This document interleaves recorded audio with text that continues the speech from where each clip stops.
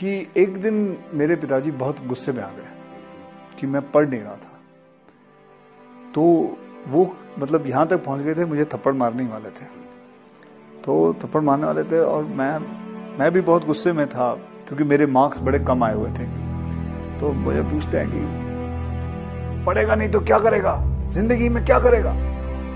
सच्ची कह रहा हूँ, ऐसे ही मुंह से निकल गया, मैं हीरो बन जाऊंगा। फिर मुझे भी मतलब डैडी और मैंने बैठ के बात भी की थी इसके बारे में कि यार एक कमाल का भगवान जब बनाता है तो वो आपकी जिंदगी कमाल कर देता है। ये बात एक बोलने से ले गई थी बस, वरना आई नेवर मेंट इट। और पढ़ने का ज़्यादा मुझे इतना शौक नहीं था। खेल कूद का बहुत शौक था। हाँ, वॉलीबॉल खेलता था, क्रिकेट खेलता था, फुटबॉल खेलता था, हॉकी खेलता था।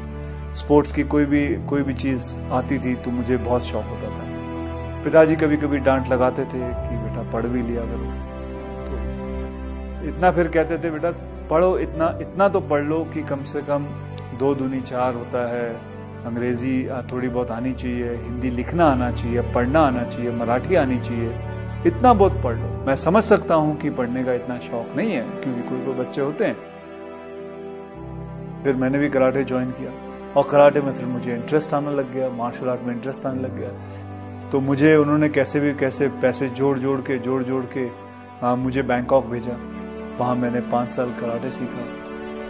वहाँ फिर मार्शल आर्ट थाई बॉक्सिंग सीखी, वहाँ बैठा रहा। फिर उसके बाद मैं कलकत्ता पहुँचा, वहाँ काम किया। फिर ढाका पहुँचा, वहाँ काम किया। दिल्ली में भी मैंने कुंदन की ज्वेलरी के काम करता था। फिर उसके बाद मैं बॉम्बे वापस आया। बॉम्बे में बच्चों को ट्रेन करता था, मार्शल आर्ट में सबको ट्रेन करता था, पैसे कमाता था। करीबन 5-6 हज़ार रुपये महीने के कमा लेता था। और उसी दौरान मुझे किसी ने मुझे स्टूडेंट के फादर थे, उसने कहा व्हाई डोंट यू, अच्छे खासे हट्टे कट्टे हो, लंबे चौड़े हो, शक्ल भी अच्छी है, तो आप मॉडलिंग क्यों नहीं कर लेते। तो मुझे तो पता भी नहीं था मॉडलिंग होती क्या है, क्योंकि मेरा बैकग्राउंड नहीं है, मेरे माता पिता को किसी को नहीं पता था। तो कहा जी मॉडलिंग कर लो। फोटो खींचते जा रहे थे और 2-2.5 घंटे काम कराया। फिर 21,000 का चेक दिया, बोले आप जाइए, खत्म हो गया। बोले बस। हाँ, बोले यार 5,000 काम करता हूँ, महीने का 5-6 हज़ार मिलता था महीने का, ये 2 घंटे में इन्होंने 21,000 दे दिया। फिर मैंने बोला यार मैं मॉडल बनूंगा। फिर मैंने मॉडलिंग शुरू की। फिर मैं जाता था लोगों के पास अपनी तस्वीरें ले कि जी मुझे देखो।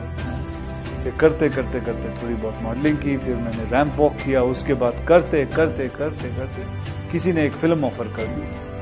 फिर मुझे मिस्टर प्रमोद चक्रवर्ती जी मिले।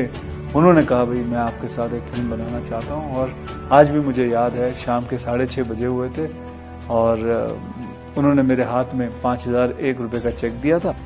मैंने जब अपनी इंडस्ट्री में आने के लिए आप बनाते हैं, फोटोग्राफ बनाते हैं, फोटो खिंचवा के पोर्टफोलियो जिसे कहते हैं।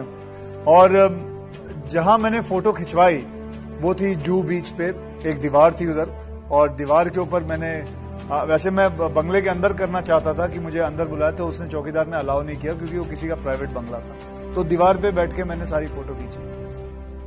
फिर करीबन 15-20 दिन पहले मैं वो फोटो सारी देख रहा था, पुरानी फोटो देख रहा, तो मैं देखा ये तो वही दीवार है जो आज 24 साल बाद मैं उसी बंगले पे जहां मुझे अलाउ नहीं किया था शूटिंग करने के लिए, उसी बंगलों पे मैं रह रहा हूँ। ये हर एक बच्चे के, हर एक लड़के के जिंदगी में आता है कि अब मैं क्या करूं, और उस वक्त वो यही करता है जो उसको नजर में आता है, जो उसकी समझ में आता है। हमारे यंगस्टर्स के अंदर सेल्फ डिसिप्लिन एक बहुत जरूरी चीज है। ये होना चाहे लड़का हो या लड़की हो। हर बच्चा कहीं ना कहीं दिमाग से आता है। कोई बच्चा कंप्यूटर पे बहुत अच्छा काम करता है, कोई बच्चा पढ़ाई में बहुत अच्छा होता है, कोई बच्चा साइंस में अच्छा होता है, तो कोई बच्चा मैथमेटिक्स में अच्छा होता है। हर बच्चे की एक गुण होता है। ये माँ बाप का काम है कि उस गुण को पता करें और उसको निकालें और उस लड़के को, अपने बच्चे को उस तरफ फोर्स करें। तो मैं समझता हूं कि हर माँ बाप को ये बात समझनी जरूरी है कि आपका बच्चा बनना क्या चाहता है, करना क्या चाहता है।